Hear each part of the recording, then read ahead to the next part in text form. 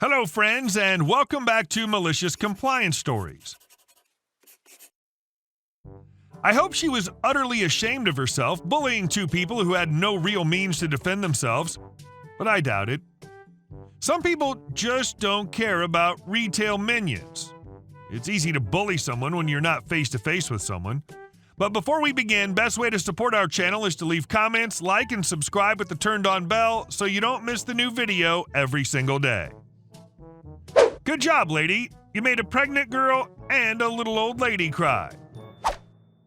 So I work in a local furniture store on the East Coast. It should be noted I've worked in furniture in various positions for about 3 years, but my husband's in the military, so that means 3 different stores. We recently moved up the East Coast just north of the Mason-Dixon line, and holy crap, are these people ever entitled? Seriously, I've lived in 4 different states in 5 years, and never have I met such a bunch of whiners. Sorry, people from this state who aren't jerks. Anyway, I've had the usual bunch of a-holes, but this is the first time something really noteworthy has happened. At this store, I work in customer service and data entry. Basically, I answer the phones and enter sales into the inventory/QuickBooks, along with all the little B-work things in the office. I'm also 10 weeks preggo. This particular customer, let's call her Entitled Lady, had just gotten their recliner delivered that morning and received the wrong fabric. She calls and I can tell she's frustrated but is trying to be polite. I explain that we ordered it correctly, but the manufacturer must have sent us the incorrect one and it was mislabeled. Oh Lord, did hell ever break loose then? EL, don't you people ever check things when it comes in? This is just incompetence. I can't believe you're so stupid. This was a Father's Day gift, and now Father's Day is ruined. Blah, blah, blah. At this point, I can't get a word in edgewise, and then the husband gets on the line as well, so they're both yelling at me over each other. I can't even understand what they're saying, and I'm about to lose my crap. I just yell, "Hold please," into the phone and put them on hold. At this point, hormones are starting to get the better of me, and I'm shaking and on the verge of tears. I ask my manager what to do, and she says she should talk to them. Now, the management at this store is notoriously hands-off. They refuse to talk to PO'd customers unless they're breaking down the office door. So she tells me, just tell her we'll order them a new chair and she can keep that one until it comes in. As if this crazy lady's just gonna say, okay, bye. I'm beyond irritated, but put on my horse whisperer voice and pick the phone back up. Me, ma'am, I'm gonna go ahead and put in the order for a new chair with the correct fabric. And meanwhile, you can keep that one so you have something to sit in while you wait for the new chair. EL, and how long is that going to take? Me, same as the last one, 4 to 6 weeks. EL, well, that is just unacceptable. This is the worst thing that could happen. I can't believe this is horrible customer service. I'm reporting you people to the Better Business Bureau, yada yada. EL husband, I'm writing a review on Yelp right now. We want all our money back. You better come get this ugly chair out of my house right now, etc., etc. Commence husband and wife screaming over each other at me. Finally, I sort of half shout, ma'am, I can't help you if you continue to raise your voice at me. Please calm down so we can get your situation straightened out, okay? EL, how dare you talk to me like that, you stupid B-word? I'm a paying customer. Husband, did you hear what she said? Don't talk to me like that. A child, you effing brat. I will come down there and throw this effing chair through the window. Holy crap at this point. I slam the phone down and tell the manager my pregnant butt is not talking to her anymore and you can effing figure it out. Then I run into the bathroom and hide. So seeing the manager isn't doing crap, the little financial lady gets on the phone to call her and see if she can help. Now this woman's tiny, loves cats, loves to quilt, and is just about every cute little old lady thing wrapped into one person. She gets her on the phone and explains everything I just did again, and EL apparently seemed to calm down. Then she asked to talk to the salesperson she'd worked with. Little old lady, he's actually not here today, but I can have him call you tomorrow. EL, are you effing kidding me? No one can do their job in that crap hole. Now salesperson isn't even there? I can't believe this. He should be there. This is bullcrap. You must be just as stupid as that other B-word to tell me the same crap and expect me to just believe it. I want to talk to salesperson right GD now. Then little old lady hangs up on her mid-sentence before cursing like a sailor while tears run down her face. I've never seen this woman say so much as a damn, and she was going off. It was both hilarious and heartbreaking since she was also sniffling and crying at the same time. The next day, salesperson gets on with these people. I know he's calling them, so I sneak onto the line and listen to their conversation. SP, ma'am, I understand you were very frustrated with your chair yesterday. EL, yes, you people delivered the wrong chair. It doesn't go with anything in our house, and it was supposed to be a Father's Day gift. Now it's ruined, and I'm very angry. SP, in a very low and intimidating voice, I understand, but as my coworkers explained, we're working to resolve this issue as soon as possible. There's nothing more I can do for you besides what was suggested, unless you really want your money back. So do you want a refund or the chair? EL, silence. I guess we'll wait for the chair, since we have to. SP, okay, great. Oh, and I just wanted you to know you made 2 people in the back office cry yesterday. We here at Store Name try very hard to make our customers happy, but we also care very much for our fellow employees. I'm happy to help you, but not if you're going to continue to behave like that toward a pregnant young woman and a sweet lady who tried to help you after you called an employee a swear word.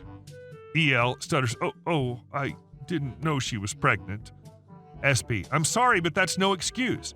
If you speak to anyone in this store like that again, I will refund your money minus a restocking fee, and you will not be welcome here again, okay? EL, apparently put in her place by a male employee without her husband there to back her up. Oh, okay. Please tell them I apologize. SP, I'll do that. Have a good day. Click. I almost cried again at the defeated sound in her voice. These types of customers love to put up a big front to get their way, but as soon as someone they like calls them out on it, they fold. I love it when that happens. And our second story. HOA versus volunteer fire department. I'm a member of a volunteer fire department. I'm currently the president of the department on the admin side and one of the captains, fire operations. Myself and 2 other firefighters live in a very large HOA that has public roads as well as a large pond or lake with a common area. As a captain, fire department line officer, when it's my week to be duty chief, as in responding directly to the scene from my home, I have the fire department-owned command truck. It's a Chevy Crew Cab 2500 pickup with a body that has doors on it, red with lights, sirens, and fire company markings. The HOA president says I can't have it in my driveway and that if I continue, they're going to fine and tow the vehicle. He said it's a nuisance when I go to calls and lights and siren.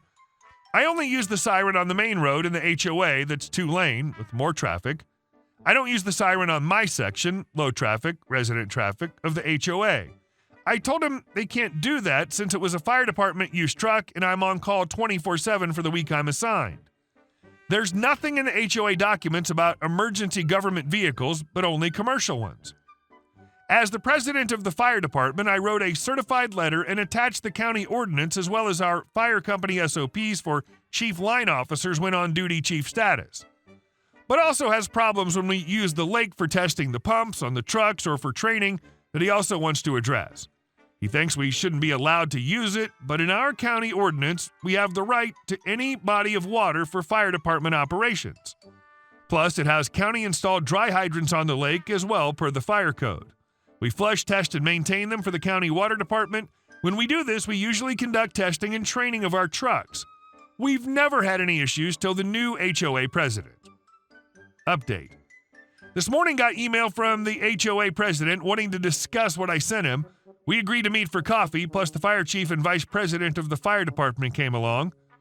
HOA president mentioned he understood what we sent him. Seems like he was fine with the lake use. They pretty much don't have a say in infrastructure by the county. For the parking, he wants to think about it more and bring it up at the next meeting.